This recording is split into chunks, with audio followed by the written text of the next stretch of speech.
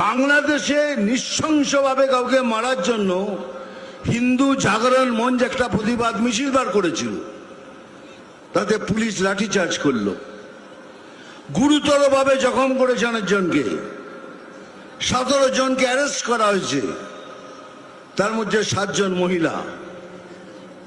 ভাবতে পারছেন বাংলাদেশে হয়েছে, প্রতিবাদ করছি এখানে সেটা করতে পারবেন না।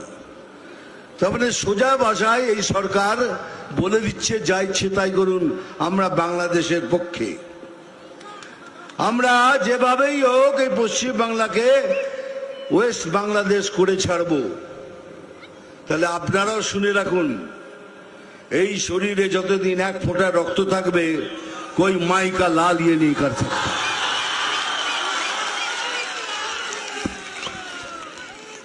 আর সেদিন আসছে, খুব তাড়াতাড়ি আসছে।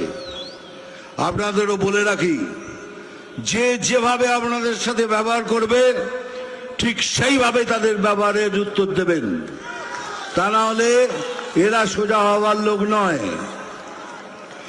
এরা তো দুর্নীতি করবে, এরা তো ওরা জীবনে যখন পয়দা হচ্ছে, জন্ম নিচ্ছে, বলে ওরে তোদের ঘরে আর একটা দুর্নীতি জন্ম করেছে, এখন এই জায়গায় দাঁড়িয়ে রয়েছে। কিন্তু একটু ভাবুন, এটা তো আমাদের বাংলা, এটা তো আমাদের পশ্চিম বাংলা, বাঙালির বাংলা, হিন্দুদের বাংলা।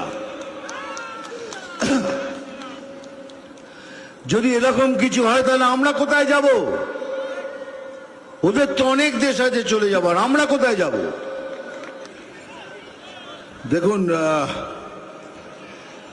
কিছুদিন ধরে আমার মনের মধ্যে একটা উচ্ছ্বাল তরঙ্গ চলছে, মনটা ভালো নেই।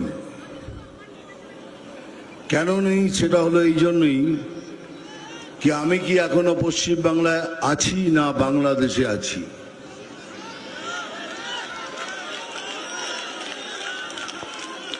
কেন? তাহলে এরকম কেন হবে?